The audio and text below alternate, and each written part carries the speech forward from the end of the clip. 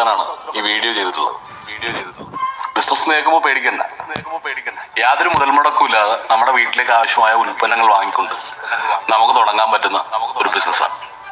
ഇതിൽ ഈ അവസരം പ്രദാനം ചെയ്യുന്ന കമ്പനിയെ ഞാൻ പരിചയപ്പെടുത്താം. കമ്പനിയുടെ പേര് MI life style marketing global private limited എന്നാണ്.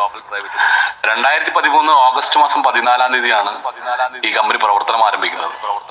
ഓൺലൈനിലും ഓഫ്ലൈനിലും കമ്പനി പ്രവർത്തിക്കുന്നുണ്ട്. സെൻട്രൽ ഗവൺമെന്റിന്റെ ആയുഷ് മിനിസ്ട്രി സർട്ടിഫൈ ചെയ്ത 21ഓളം ഉൽപ്പന്നങ്ങൾ മാർക്കറ്റ് ചെയ്യുന്ന കമ്പനിയാണ് MI ലൈഫ് സ്റ്റൈൽ മാർക്കറ്റിംഗ്. അതുപോലെ തന്നെ സാധാരണക്കാരന് വാങ്ങി ഉപയോഗിക്കാൻ പറ്റുന്ന ഒരു പ്രൈസ് റേഞ്ചിലുള്ള ഉൽപ്പന്നങ്ങൾ മാർക്കറ്റ് ചെയ്യുന്ന കമ്പനിയും കൂടിയാണ് MI ലൈഫ് സ്റ്റൈൽ മാർക്കറ്റിംഗ്. എന്തായാലും ഇതൊരു മാർക്കറ്റിംഗ് കമ്പനിയാണെന്ന് സൂചിപ്പിച്ചു. അതുകൊണ്ട് തന്നെ ഈ കമ്പനി മാർക്കറ്റ് ചെയ്യുന്ന ഉൽപ്പന്നങ്ങളെ പരിചയപ്പെടാം. ഉൽപ്പന്നങ്ങളെ പരിചയപ്പെടുന്നതിന് മുമ്പ് ഈ ഉൽപ്പന്നങ്ങളുടെ സർട്ടിഫിക്കേഷൻസ് എന്തൊക്കെയാണെന്ന് നോക്കാം. FSSAI സർട്ടിഫിക്കേഷൻ, GMP, MHRA, റെപ്റ്റക്കോസ് ബ്രെഡ് ലാബ്. അതിൽ ഏറ്റവും പ്രധാനപ്പെട്ട സർട്ടിഫിക്കേഷൻ ആണ് ആയുഷ് പ്രീമിയം മാർക്ക്. ആയുഷ് ഒരു സെൻട്രൽ ഗവൺമെന്റ് ഡിപ്പാർട്ട്മെന്റ് ആണ്. Ayurveda, yoga, Unani, Siddha, homeo, naturopathy. Ayush certify ചെയ്ത ഒരു ഉൽപ്പന്നം എന്ന് പറഞ്ഞാൽ ഗുണനിലവാരത്തിന്റെ കാര്യത്തിൽ ഇന്ത്യയിൽ കിട്ടാവുന്ന ഏറ്റവും മികച്ച ഗുണനിലവാരത്തിലുള്ള ഉൽപ്പന്നങ്ങളായിരിക്കും. ഇനി ഈ ഉൽപ്പന്നങ്ങളുടെ പിന്നിൽ ഒരു സ്ട്രോങ് ആയിട്ടുള്ള റിസർച്ച് ആൻഡ് ഡെവലപ്മെന്റ് ടീമുണ്ട്.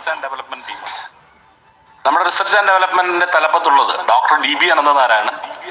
ആയുർവേദ രംഗത്ത് 42 വർഷത്തെ പ്രൊഫഷണൽ എക്സ്പീരിയൻസ് ഉള്ള വ്യക്തിയാണ്. നിരവധി കമ്പനികളിൽ പ്രവർത്തിച്ചിട്ടുള്ള വ്യക്തി. അതുപോലെ തന്നെ ഡോക്ടർ KC ഗവണ്ടൻ, അദ്ദേഹവും കോസ്മെറ്റിക് രംഗത്ത് ഇന്ത്യയിലെ പ്രഗത്ഭനായ സയന്റിസ്റ്റുമാരുടെ ഒരാളാണ്. അങ്ങനെ നിരവധി ആൾക്കാർ, ഒരു 30ഓളം വരുന്ന സയന്റിസ്റ്റിന്റെ പാനലാണ് ഈ കമ്പനിയുടെ research and development wing handle ചെയ്യുന്നത്. ഇനി ഈ കമ്പനി മാർക്കറ്റ് ചെയ്യുന്ന ഉൽപ്പന്നങ്ങൾ നമ്മുടെ വീട്ടിലേക്ക് ആവശ്യമുള്ള ഉൽപ്പന്നങ്ങളുണ്ട്.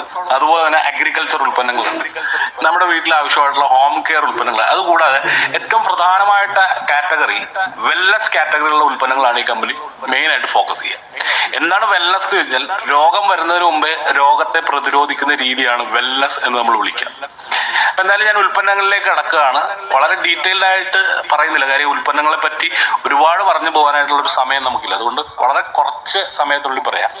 നമ്മുടെ ലിവറിനെ പ്രൊട്ടക്ട് ചെയ്യാനായിട്ട് പ്രൊഡക്റ്റ് ലിവർ ഗെയിൻ, സ്ത്രീകളുടെ പീരിയഡ് സംബന്ധമായ പ്രശ്നങ്ങൾക്ക് വുമൻ കമ്പാനിയൻ, ചുമക്ക് വേണ്ടിയിട്ടുള്ള സിറപ്പ് കഫ്റ്റില്, രക്തശുദ്ധീകരണത്തിന് മൾട്ടികാർഡ് ബ്ലഡ് പ്യൂരിഫയർ, അതുപോലെ തന്നെ രക്തത്തിലെ ചുവന്ന രക്താണുക്കളുടെ കുറവിന് വേണ്ടിയിട്ടുള്ള feeling and liquid, kidney stone related ആയിട്ടുള്ള പ്രശ്നങ്ങൾ യൂറി ഫ്ലഷ്, ഡെയിലി ഡീടോക്സിഫയർ ആണ്, വെൽ ഹാർട്ട് ഹൃദയാരോഗ്യം സംരക്ഷിക്കാൻ, ബിലോ 37 പനിക്ക് വേണ്ടി ഉപയോഗിക്കാം, ലിവഗേന്റെ തന്നെ capsule, fight stress, tension, stress പോലുള്ള പ്രശ്നങ്ങൾക്ക്, ഇമ്മ്യൂണോ 3+ ഗ്യാസ് അസിഡിറ്റിക് പ്രശ്നങ്ങൾക്ക്, അതുപോലെ സ്പെർലിന ഗോൾഡ് നമ്മുടെ ഒരു സൂപ്പർ ഫുഡാണ്, മാൻ ശക്തിമാൻ കുട്ടികളില്ലാത്ത പ്രശ്നങ്ങൾക്ക് വേണ്ടിയിട്ടുള്ളത്, നോവേദന ക്യാപ്സൂൾ പെയിൻ കില്ലർ ആണ്, ഡയബറ്റിക് ആയിട്ടുള്ള ആൾക്കാർക്ക് വേണ്ടി. ഇനി ന്യൂട്രീഷണൽ കെയറിൽ നോക്കുകയാണെങ്കിൽ നാറ്റ്സിയം എന്ന് പറഞ്ഞിട്ട് കാൽഷ്യം ടാബ്ലറ്റ് വരുന്നുണ്ട്, ന്യൂട്രിലൈഫ് എന്ന് പറഞ്ഞൊരു സമ്പൂർണ്ണ പോഷകാഹാരം, പ്രോട്ടീൻ പൗഡർ, തടി കുറയ്ക്കാനായിട്ട് sit and burn fat, melt fat, നൈനീഫ് എന്ന് പറഞ്ഞ പ്രീമിയം ഹെൽത്ത് ഡ്രിങ്ക് വരുന്നുണ്ട്, കവച് പ്രാഷ് എന്ന് പറഞ്ഞൊരു ഇമ്മ്യൂണിറ്റി ബൂസ്റ്റർ വരുന്നുണ്ട്, പേഴ്സണൽ കെയറിൽ EGA12 എന്ന് പറഞ്ഞിട്ട് ആന്റി ഏജിങ് ക്രീം വരുന്നുണ്ട്, അണ്ടർ ഐ ജെല്ല്, അതുപോലെ തന്നെ വിവിധ തരത്തിലുള്ള ഹാൻഡ് മെയ്ഡ് ഗ്ലിസറിൻ സോപ്പുകൾ, body whitening lotions, body moisturising lotion, അതുപോലെ തന്നെ hair oil, shampoo, anti dandruff complete care, paste, red herbal paste, tulsi neem paste, നോവേദന gel, wound healing cream, champion തൈലം, fairness cream, face wash, body butter, emollient cream, moisturising cream, face wash, hand wash, scrub, shampoo, ഇങ്ങനെ നിരവധി ഉൽപ്പന്നങ്ങളാണ് ഈ company market ചെയ്തുകൊണ്ടിരിക്കുക. അപ്പൊ എല്ലാ ഉൽപ്പന്നങ്ങളെയും പരിചയപ്പെടുത്തുക possible അല്ല. അതുകൊണ്ട് തന്നെ ഈ ഉൽപ്പന്നങ്ങളെ ഡീറ്റെയിൽ ആയിട്ട് നിങ്ങൾക്ക് അറിയാം. നിങ്ങളുടെ ഈ വീഡിയോ ഷെയർ ചെയ്ത ആളുമായിട്ടോ അല്ലെങ്കിൽ എൻ്റെ വാട്സ്ആപ്പ് നമ്പർ ഉണ്ട്, അതിനകത്ത് നിങ്ങൾക്ക് കോൺടാക്ട് ചെയ്യാം. എന്തായാലും ഇതിനകത്തൊരു ബിസിനസ് ഉണ്ടെന്ന് ഞാൻ സൂചിപ്പിച്ചു. എന്താണ് ഈ ബിസിനസ് എന്ന് പറയാം. ഈ ബിസിനസ്, ഈ ഒരു കൺസെപ്റ്റ് എന്ന് പറയുന്നത് ഡയറക്ട് സെല്ലിംഗ് എന്ന് പറയുന്നതാണ് കൺസെപ്റ്റ്. അപ്പൊ എന്താണ് ഡയറക്ട് സെല്ലിംഗ് എന്ന് വ്യക്തമായി മനസ്സിലാവണമെങ്കിൽ ഇന്ന് നമ്മൾ അനുഭവിച്ചുകൊണ്ടിരിക്കുന്ന ബിസിനസ് രീതി എന്താണെന്ന് അറിയണം.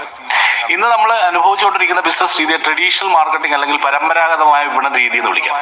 അവിടെ നമ്മളൊരു കസ്റ്റമറായ ഒരിക്കലും നമ്മൾ ഉൽപ്പന്നങ്ങൾ വാങ്ങുക ഒരു ഫാക്ടറിയിൽ നിന്ന് നേരിട്ടല്ല. നമ്മൾ വാങ്ങുന്ന അടുത്ത ഏതെങ്കിലും ഒരു റീറ്റെയിൽ ഷോപ്പിൽ നിന്നാണ്.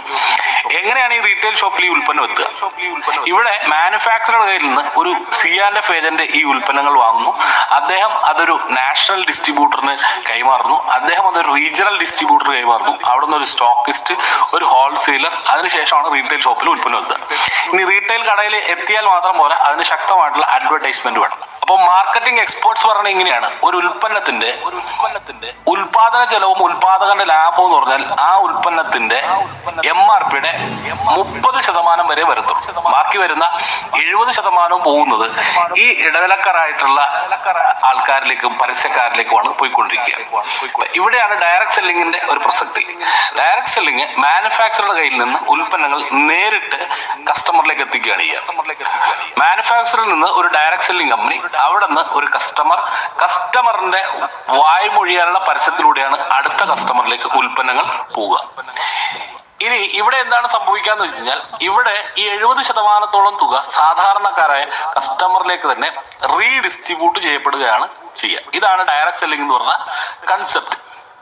എന്തായാലും ഈ ഒരു ബിസിനസ്, ട്രഡീഷണൽ ബിസിനസ്സും ഡയറക്ട് സെല്ലിംഗും തമ്മിലൊരു വ്യത്യാസം എടുത്ത് നോക്കുകയാണെങ്കിൽ, ട്രഡീഷണൽ ബിസിനസ്സിൽ വലിയ രീതിയിലുള്ള ഇൻവെസ്റ്റ്മെന്റ് വേണം, അഡ്വർടൈസ്മെന്റ് വേണം, റിസ്ക് ഉണ്ട്, ലൊക്കേഷൻ ഒരു വിഷയമാണ്, ക്യാപിറ്റൽ നന്നായിട്ട് വേണം, സ്റ്റോക്ക് മെയിൻറ്റെയിൻ ചെയ്യണം, സ്റ്റാഫ് വേണം, നല്ല എക്സ്പീരിയൻസ് ഉണ്ടാവണം, ഇനി ഒരു ഫ്ലെക്സിബിൾ